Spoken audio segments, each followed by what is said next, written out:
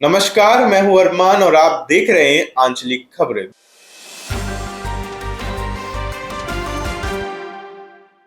दोस्तों, आज की ये हमारी एक खास खबर सिर्फ एक बैठक की नहीं बल्कि गौ माता के सम्मान और सनातन आस्था की आवाज है। हरियाणा के गुड़गांव से ये बड़ी खबर सामने आई है, जहां नव भारत मजदूर संघ की एक अहम बैठक संपन्न हुई है। इस बैठक में देश के कई प्रमुख चेहरे मौजूद रहे। हरियाणा प्रदेश अध्यक्ष नरेंद्र मोदी, विचार मंच के राष्ट्रीय अध्यक्ष रवि चाणक्य और अंतर्राष्ट्रीय संत बौद्धिक मंच के अध्यक्ष पूज्य स्वामी संवेदाशानंद ब्रह्मगिरी महाराज खुद मुख्य अतिथि के रूप में पहुंचे। कार्यक्रम की अध्यक्षता की नव भारत मजदूर संघ के राष्ट्रीय अध्यक्ष ठाकुर नरेश प्रताप सिंह ने की। बैठक की शुरुआत राष्ट्रीय गीत से हुई, फिर एक कर्क वक्ताओं ने मंच से अपनी बातें रखी। सबका एक ही संदेश था, देश को मजबूत बनाना है और सनातन संस्कृति की रक्षा करनी है। लेकिन दोस्तों, इस बैठक का सबसे बड़ा पल वो था जब स्वामी संवेदाशानंद ब्रह्मगिरी महाराज ने मंच से ऐलान किया कि आने वाली 7 नवंबर को दिल्ली के जंतर मंतर पर गौ माता के सम्मान में एक ऐतिहासिक सभा होने जा रही है। और मैं सबसे निवेदन करना चाहूँगा कि 7 नवंबर 2025 को दिल्ली के जंतर मंतर में एक साधु संतों का बहुत ज़बरदस्त एक आंदोलन हम करने जा रहे हैं। वो आंदोलन नहीं कहा जाए उसको, एक मांग है आदरणीय प्रधानमंत्री जी से और आदरणीय अमित शाह जी से कि भारत को हिंदू राष्ट्र बनाया जाए, गौ माता को राष्ट्रमाता का दर्जा दिया जाए और गौ माता की प्रतिमा संसद भवन में स्थापित किया जाए। अब सवाल ये उठता है, आखिर 7 नवंबर को तारीख इतनी खास क्यों है?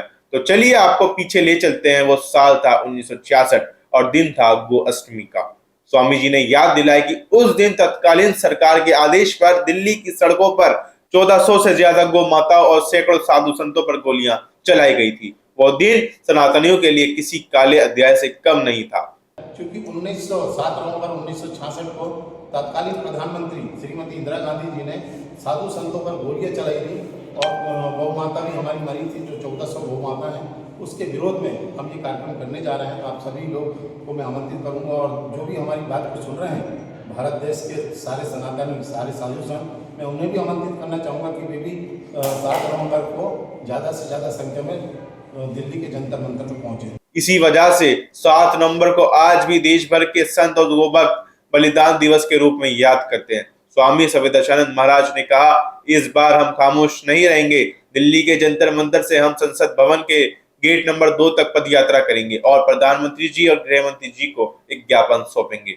ज्ञापन में 4 बड़ी मांगे रखी जाएगी। पहली, गौ माता को राष्ट्रमाता का दर्जा मिले। दूसरी, संसद भवन में गौ माता की प्रतिमा स्थापित की जाए। तीसरी, भारत को हिंदू राष्ट्र घोषित किया जाए और चौथी, साधु संतों और मातृशक्ति की सुरक्षा के लिए एक विशेष कानून बनाया जाए। स्वामी जी ने कहा, हमारी आस्था से खिलवाड़ अब और नहीं चलेगा।